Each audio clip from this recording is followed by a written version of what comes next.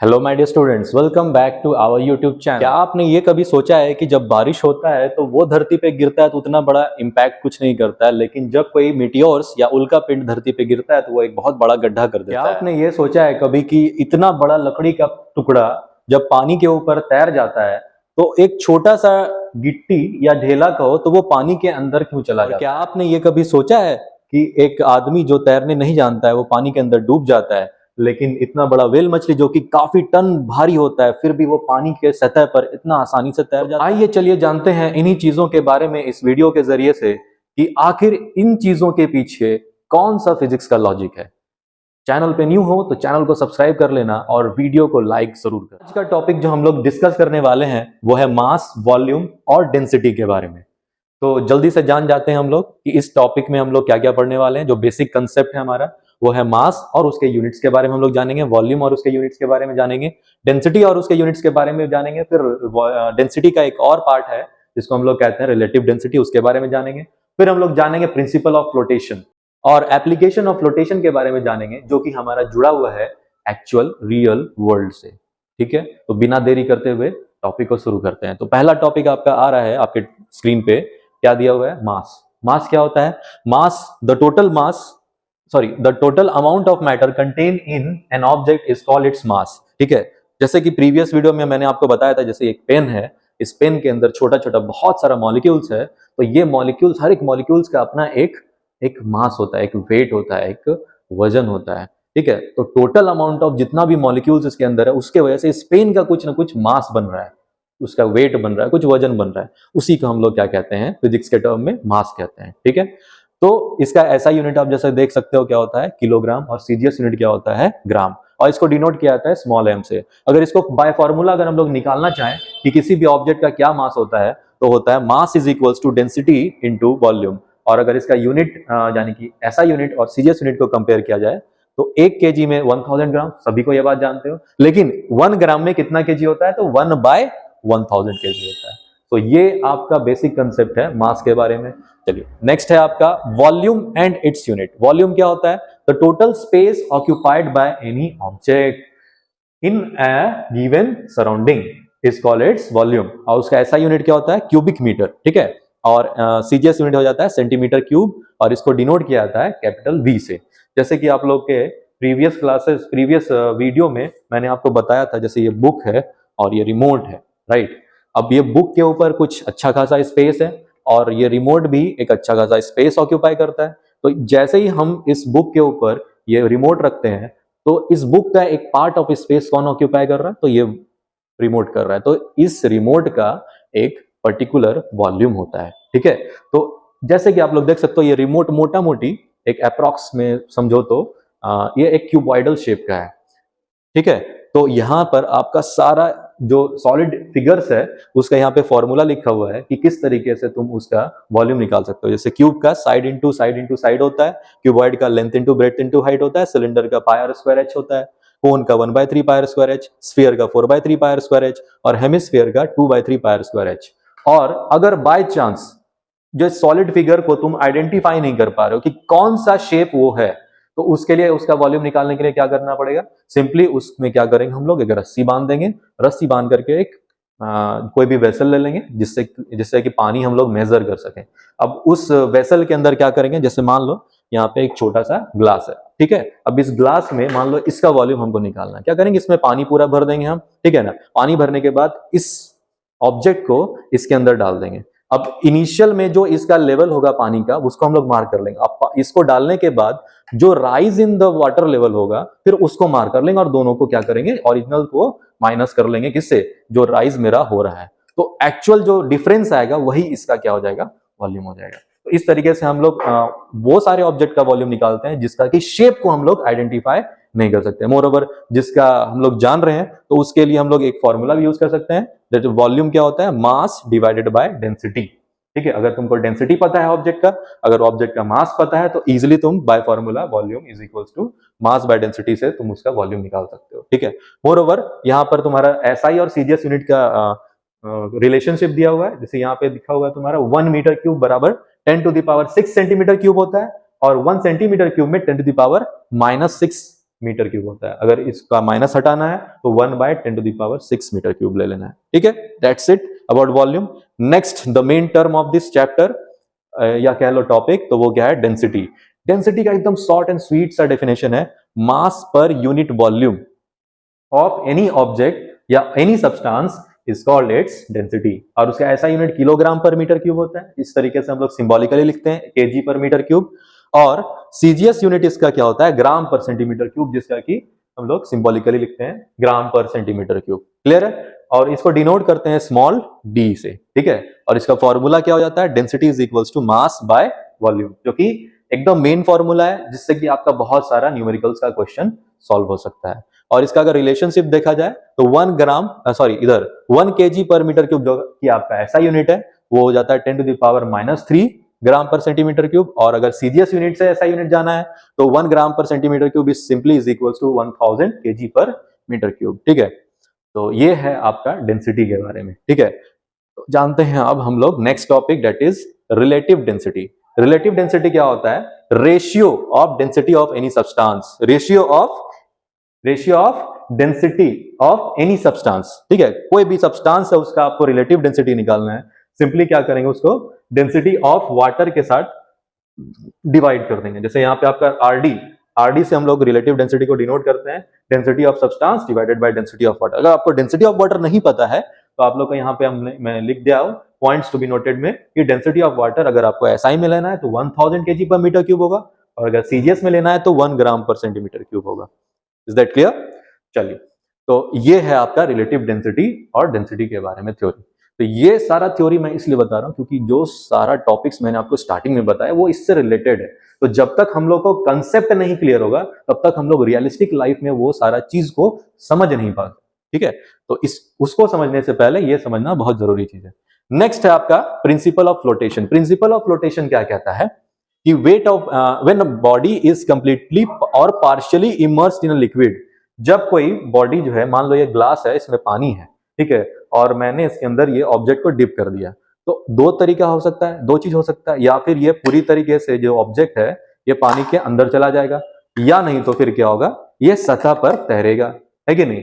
तो इस बेसिस पर आर्किमिडीज ने, आप लोग जानते होंगे आर्किमिडीज के बारे में, बहुत फेमस, बहुत एंशियंट कह सकते हो साइंटिस्ट या रिसर्चर या फिजिसिस्ट भी कह सकते हो उसको, जिन्होंने एक प्रिंसिपल ऑफ फ्लोटेशन को इजाद किया था, इन्वेंट किया था। ठीक है, वो प्रिंसिपल ये कहता है कि when a body is completely या partially immersed in a liquid then following two forces acts on it. उस ऑब्जेक्ट के ऊपर, इस ऑब्जेक्ट के ऊपर दो फोर्स अप्लाई करता है। कितना फोर्स? दो फोर्स। और वो क्या है? वेट ऑफ बॉडी, जो इसका अपना खुद का वेट है, जो इसका अपना खुद का वेट है वो एक्ट करेगा। और दूसरा फोर्स बॉइंड फोर्स जिसको कहते हैं, जो लिक्विड, इसके ग्लास के अंदर या वेसल के अंदर जो लिक्विड प्रेजेंट है वो भी एक फोर्स लगाता है इस ऑब्जेक्ट के ऊपर। ठीक है, जिसको हम लोग यहाँ पे एफबी या फिर उसको बॉइंड फोर्स कहते हैं। ठीक है, ठीक है, तो एक्टिंग वर्टिकली अपवर्ड। देखो वेट कहां लगता है, किसी भी ऑब्जेक्ट का वेट वर्टिकली डाउनवर्ड लगता है, लेकिन अब लिक्विड जो है बॉइंड फोर्स कहां लगाता है, वर्टिकली अपवर्ड में लगता है। ठीक है, तो बाय डायग्राम हम लोग इस चीज को समझने का कोशिश करेंगे, जो कि आपका नेक्स्ट पेज में है। जैसे कि यहां पर आप देख सकते हो, ये पहला केस है आपका। ठीक है, ये पहला केस है, मैं छोटा कर देता हूं ताकि आपको दिखे सब चीज। देखो यहां लिखा हुआ when density of body is greater than density of liquid the body sinks. यहां पे दो वेट आपका, देखो एक बीकर है और इस बीकर के अंदर ये ऑब्जेक्ट को प्लेस किया गया। ऐसा नहीं कि ऑब्जेक्ट को यहीं पे प्लेस किया गया, ऑब्जेक्ट पहले यहां पे था। ठीक है, अब ऑब्जेक्ट का वेट खुद इतना ज्यादा था कि बॉइंड फोर्स उसके ऊपर अप्लाई ही नहीं हो पा रहा है। ठीक है, तो वैसे में क्या होगा, जैसे ही हम इस ऑब्जेक्ट को ऊपर से छोड़ेंगे वो धीरे धीरे धीरे धीरे धीरे धीरे आकर के कहां आ जाएगा, जो बॉटम ऑफ द वेसल है वहां पे आके लाई कर जाएगा। यहां पर क्या हो रहा है आपका, यहां पर मैं लिख दे रहा हूं, यहां पे आपका ये जो वेट है वो बहुत ज्यादा है। किससे ज्यादा है? बॉइंड फोर्स से ज्यादा है।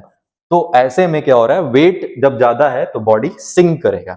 ये पहला केस है आपका। ऐसे ऐसे और दो केसेस आएगा, जब वेट जो है ज्यादा हो जाता है किससे, बॉइंड फोर्स से, तो वो क्या हो जाता है, बॉटम ऑफ द वेसल में आकर के सेटल डाउन कर जाता है। चलिए, ये हो गया आपका पहला केस। अब दूसरा केस के बारे में जानते हैं। दूसरा केस में क्या है, when density of body is equal to the density of liquid, यहां पर क्या हो रहा है, बॉइंड फोर्स और वेट ऑफ द बॉडी दोनों सेम है, तब क्या हो रहा है, इस तरीके से वो क्या करेगा, ऑब्जेक्ट फ्लोट करेगा। किस तरीके से कि उसका जो सरफेस है वो सरफेस ऑफ द लिक्विड के साथ कोइंसाइड करेगा, है कि नहीं। अब थोड़ा सा 19-20 और होगा तो थोड़ा सा ऑब्जेक्ट हो सकता है और ऊपर चला जाए, यानी कि अगर वेट थोड़ा सा और कम हो जाए बॉइंड फोर्स से तो थोड़ा सा वो ऊपर चला जाएगा, है कि नहीं। और थोड़ा सा वेट अगर ज्यादा हो जाए तो थोड़ा और डीप वो अंदर आ जाएगा। बट यहां पर क्या हो रहा है, वेट, जो ऑब्जेक्ट का वेट है वो बॉइंड फोर्स से एकदम इक्वल है। ये लिख दे रहा हूं मैं, यहाँ पे जो वेट है वो इक्वल है किससे, बॉइंड फोर्स से। यहाँ पे नहीं दिख रहा, यहां लिख लो, वेट जो है वो इक्वल है किससे, बॉइंड फोर्स से। तभी जो है वो इस तरीके से फ्लोट कर रहा है कि उसका सरफेस और लिक्विड का सरफेस दोनों आपस में कोइंसाइड कर रहा है। क्लियर है बात। चलो ये था दूसरा केस। अब तीसरा केस हम लोग जान जाते हैं। तीसरा केस में क्या हो रहा है कि बॉइंड फोर्स और वेट ऑफ द ऑब्जेक्ट, ठीक है, इसमें क्या हो रहा है, वेट जो है वो कम है किससे, बॉइंड फोर्स से। उस वजह से क्या हो रहा है, लिक्विड और ऊपर पुश कर रहा है ऑब्जेक्ट को, तो जिसके वजह से क्या हो रहा है, मोर देन हाफ, और कह सकते हो एकदम exact half part of the object वो कहाँ है, सरफेस से भी बाहर की तरफ निकल गया, और आधा जो है बॉडी वो क्या कर रहा है, सिंक कर रहा है। तो यहां पे मैं लिख देता हूं क्या है, यहां पर वेट जो है वो काफी लेस देन है किससे, बॉइंड फोर्स से, ठीक है। तो ये आ गया आपका तीसरा case, the body floats partially submerged, partially वो सिंक कर रहा है और पार्शियली वो फ्लोट कर रहा है, when density of body is less than density of liquid. तो ये तीन केसेस आपका वेरी वेरी इंपॉर्टेंट है प्रिंसिपल ऑफ फ्लोटेशन, और इसी सारे प्रिंसिपल्स को यूज करके वो जो मैंने बताया था एप्लीकेशन, जो अभी हम लोग जानने वाले हैं उसके बारे में, ठीक है। चलिए जानते हैं अब इसके बारे में क्या क्या चीज होता है एप्लीकेशन। तो सबसे पहला एप्लीकेशन आपका आ रहा है कि ये आयरन नेल है और ये एक आयरन का शिप है, ठीक है। अब कहीं ना कहीं तो शिप में आयरन का यूज किया ही गया होगा, बट एक सिंपल सा कांटी जो होता है आयरन का वो पानी के अंदर डूब जाता है, लेकिन इतना बड़ा जो शिप है, इतना बड़ा शिप है वो पानी के ऊपर फ्लोट कर रहा है। तो इसके पीछे भी वही रीजन है कि इस आयरन नेल में एक भी पोर नहीं है, एक भी एयर स्पेस नहीं है। और दूसरा बात क्या हो रहा है, इसका सरफेस एरिया बहुत ही छोटा है, लेकिन ये जो है, ये जो इतना बड़ा शिप है इसका सरफेस एरिया इतना ही बड़ा है, पहला पॉइंट, इतना ही बड़ा सरफेस एरिया है कि वो पानी के ऊपर फ्लोट कर रहा है। दूसरा बात ये कि इस टैंक में क्या, सॉरी, इस शिप में क्या किया जाता है, छोटा छोटा बहुत सारा यहाँ पे क्या होता है, टैंक्स रहता है, और वो टैंक्स क्या रहता है, एयर भरा हुआ रहता है उसमें, ठीक है। एयर टैंक्स रहता है जिसके मदद से वो क्या करता है, फ्लोट। आप जानते हैं आप लोग कि एयर जो है वो पानी से बहुत हल्का होता है, क्योंकि एयर का डेंसिटी बहुत कम होता है किससे, पानी का डेंसिटी से। क्लियर है बात। तो इसलिए क्या होता है कि ये शिप जो है आसानी से पानी के ऊपर फ्लोट करता है। चलिए अगला एप्लीकेशन जानते हैं हम लोग। अगला एप्लीकेशन क्या है, अगला एप्लीकेशन आपका आ रहा है आइसबर्ग का। तो यहां पे मैं एक बात लिख दे रहा हूं कि आइसबर्ग में क्या होता है कि 1/9 ये एक फ्रैक्शन है आइसबर्ग, या फिर कोई भी आइस है, ब्लॉक है, उसके बारे में ये जान लो कि एक हिस्सा जो है आइस का वो पानी के बाहर होता है और बाकी का 9 हिस्सा जो है वो पानी के अंदर होता है। देख सकते हो कितना बड़ा पार्ट जो है वो पानी के अंदर, और छोटा सा पार्ट सिर्फ जो है वो पानी के बाहर आ रहा है कि नहीं।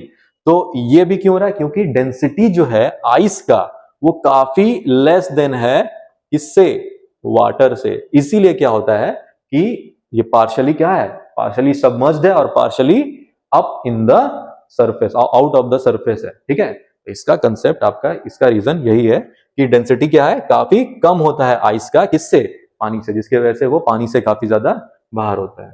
चलिए ठीक है, अगला एप्लीकेशन हम लोग जानते हैं। अगला एप्लीकेशन क्या है, यस, जो मैंने आपको स्टार्टिंग में बताया था, अब उसका आंसर देने जा रहा हूं मैं, ठीक है। इसके बारे में भी लिख देता हूं। क्या है कि ये व्हेल मछली है। अब व्हेल मछली का दिमाग के ऊपर है, उसको जब मन चाहे वो पानी के नीचे जाकर जा सकता है और जब मन चाहे वो पानी के ऊपर आकर के गोता भी मार सकता है।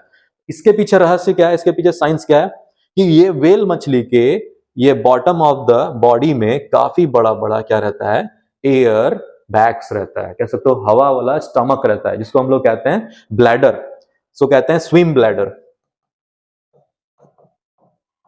जैसे कि हम लोग के बॉडी में रहता है ना यूरिनरी ब्लैडर, वैसे ही व्हेल मछली के बॉडी के अंदर क्या रहता है, स्विम ब्लैडर।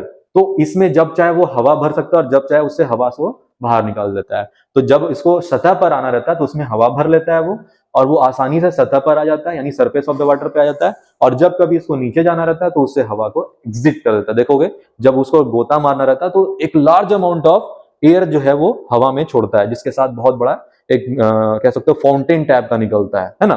तो वो चीज निकालने के बाद ये एक लंबा सा डेप्थ, मतलब डीप इन द सी जो है गोता मारता है। ठीक है, तो ये रहस्य है, ये साइंस है, ये फिजिक्स का लॉजिक है इस चीज के पीछे। ठीक है, अगला जानते हैं, लास्ट वाला आपका एप्लीकेशन है यहाँ पे हीलियम गैस। हीलियम गैस चूंकि एक नोबल गैस है, आप लोग केमिस्ट्री के पीरियोडिक टेबल में पढ़े होंगे कि हीलियम एक noble gas, one of the noble gases है। और नोबल गैस के बारे में क्या है कि वो हवा से बहुत ज्यादा हल्का होता है, इसीलिए क्या होता है वो इन द एटमोस्फियर रहता है, जितना भी एटमोस्फियर का वो जो लेयर है ना उसमें प्रेजेंट रहता है। कौन? तो नोबल गैस। इसीलिए जब कभी भी कहीं मेला में जाओगे तो तुम लोग देखोगे वहां पे एक बलून, गैस भरने वाला बलून बेचता है, 2 रुपया 3 रुपया 5 रुपया 10 रुपया में बेचता है। ठीक है, तो उसमें क्या होता है कि वो हीलियम गैस भरा जाता है या फिर हाइड्रोजन गैस भरा जाता है, क्योंकि ये दोनों गैसेस जो है वो काफी ज्यादा लाइटर देन द एयर रहता है, जिसकी वजह से वो अप इन द एटमोस्फियर। तो कह सकते हो हीलियम का जो डेंसिटी है वो हवा के डेंसिटी से काफी कम रहता है, जिसके वजह से वो क्या होता है कि अप इन द एटमोस्फियर, ऊपर की तरफ उठता है। ठीक है, तो ये फिजिक्स का लॉजिक है, ये फिजिक्स का इस जो हम स्टार्टिंग में आपसे क्वेश्चन बताए थे, एक और मैंने बताया था कि रेन ड्रॉप्स के बारे में। रेन ड्रॉप्स में भी वही चीज होता है, जब वो फॉल डाउन करता है, जब वो फॉल डाउन कर रहा है तो उसका वेट जो है उसको नीचे की तरफ खींच रहा है, बट क्योंकि एक वो लिक्विड है तो उसमें एक ऊपर की तरफ भी फोर्स लगता है, जिसको हम लोग कहते हैं बॉइंट फोर्स। तो दोनों जब आपस में एक साथ एक्ट करके जमीन की तरफ आता है, तो वैसे में क्या होता है, जब मेरे चेहरे पे, जब मेरे स्किन पे वो गिरता है तो उतना कुछ इंपैक्ट नहीं करता है, वो अच्छा लगता है, प्लेजेंट लगता है। लेकिन जब किसी तरीके से कोई ऊपर बहुत हाइट से, छत पर से कोई हमको ढेला मार देगा या स्टोन मार देगा, तो क्या होगा, जैसे ही वो मेरे स्किन को टच करेगा वो स्किन फट जाएगा वहां पर का, है ना, क्योंकि वहां पर वो ऑब्जेक्ट सॉलिड है, और सॉलिड में कोई भी तरह का बॉइंट फोर्स एक्ट नहीं करता, सिर्फ और सिर्फ उसका वेट और उसका जो हाइट है वो एक्ट करता है, और ग्रेविटी एक्ट करता है, जिसकी वजह से उसका और स्पीड बढ़ जाता है और वो मेरे स्किन को एकदम फाड़ के रख देता है। ठीक है, तो ये फिजिक्स का लॉजिक है। इसी तरह के वीडियो से आप लोग इन्फ्लुएंस रहते रहो, नॉलेज गेन करो, और इस टॉपिक में बस इतना ही है। Till then take care, bye bye.